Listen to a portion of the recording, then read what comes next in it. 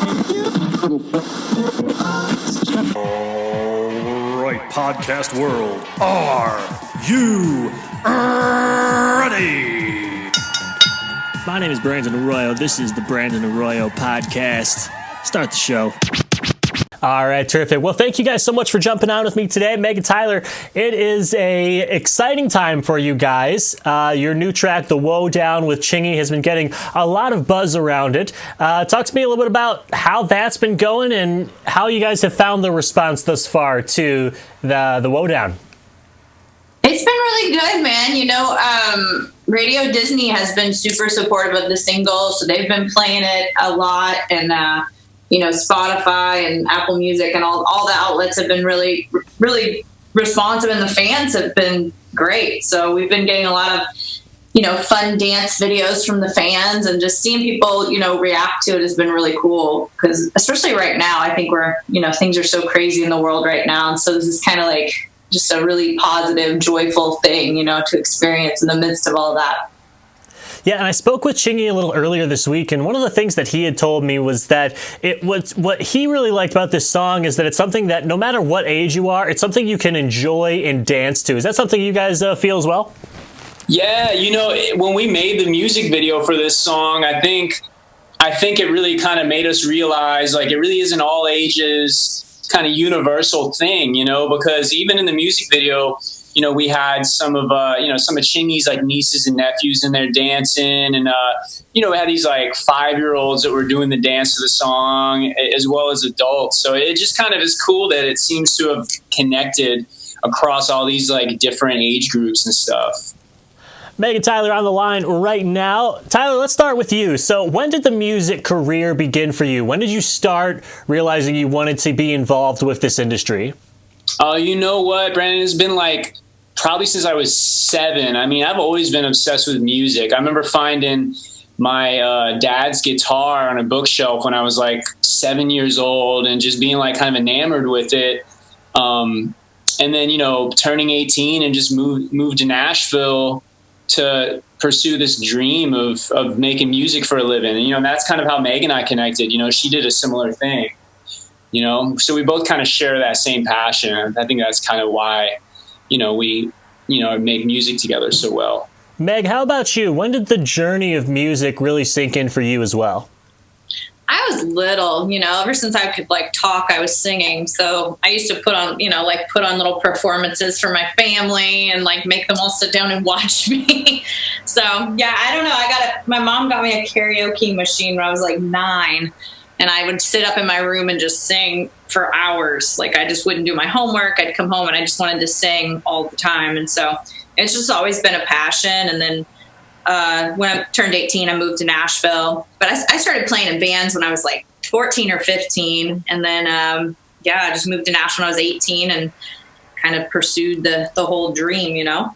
Meg and Tyler on the line right now, and their new song, The Whoah Down, doing really well on Radio Disney. You guys, this track is something that seems to be really popular, the trend, not necessarily the trend, but the type of music where you connect a little bit of a country feel with that hip-hop feel, and it just meshes together so well.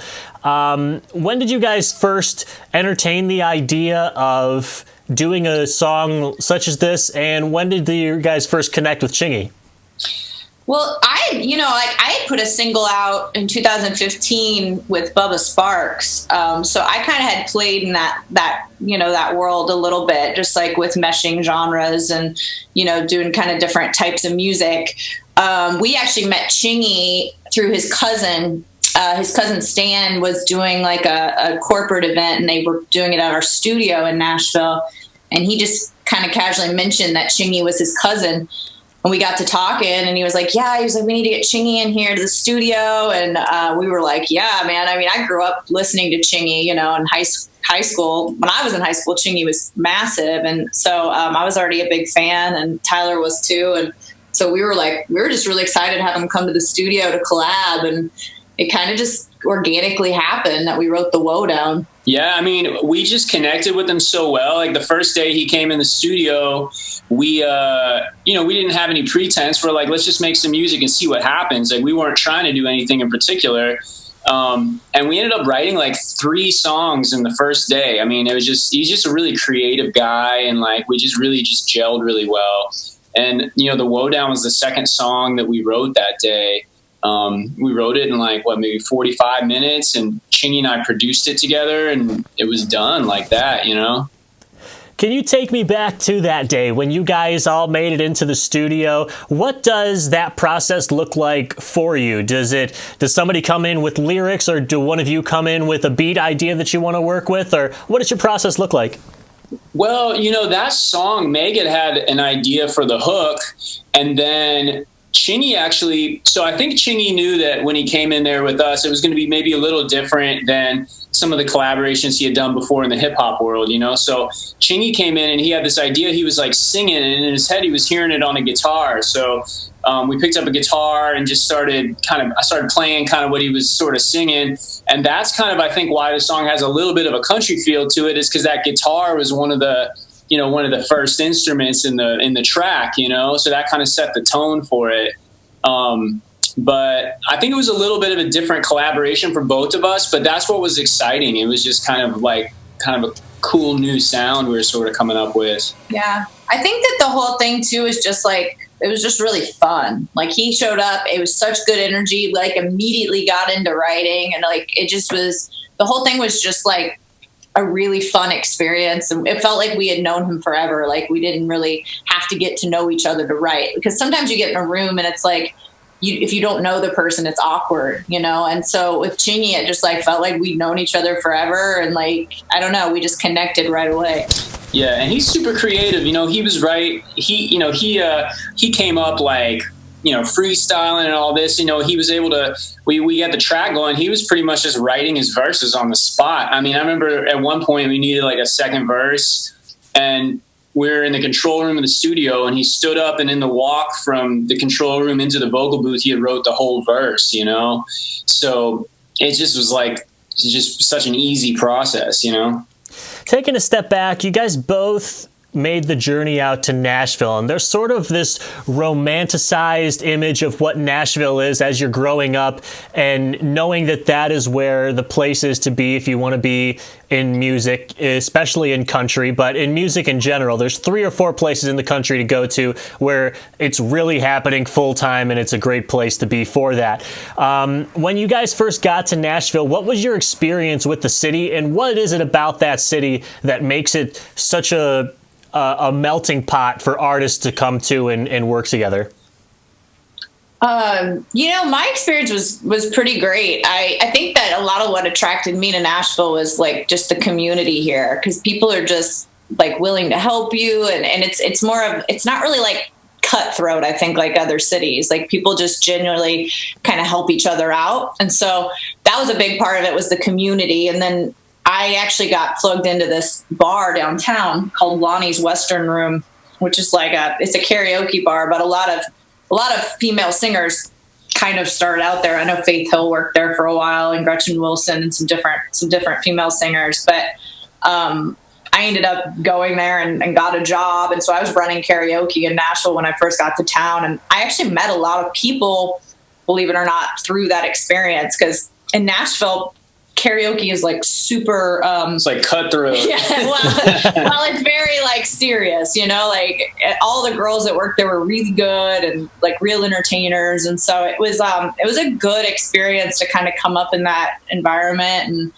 I don't know, I think like Nashville is just like the cream of the crop. It's the best of the best, and I quickly realized, like, you've got to really up your game to be here and to stay here. And so I was always just trying to get better and better, and, to be able to kind of, stay at that level. I'll tell you the thing you don't expect too when you come to Nashville. The thing that you're usually not prepared for is, like, you move here, kind of like you said, it's like all your heroes are here, and it's like the mecca for music.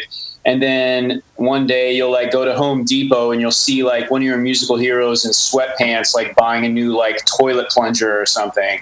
It's just a crazy place. Like, there's nowhere else like it, Yeah, that's definitely one of those cities where that can have. I hadn't had the experience of seeing somebody buying the toilet plunger, but I did actually. When I first got out to LA, I ran into the actor who played Andy Bernard on The Office buying groceries at the grocery store. It is strange when you see these people out in the, well, I guess not the usual environment that you see them in. Yeah, it makes you realize everybody's human, and we're all kind of fighting the same fight. And yeah, it's inspiring in a weird way. It's like everybody's out here just doing it. It makes you see somebody like that, and you realize anyone can realize their dream. You just got to kind of keep at it here.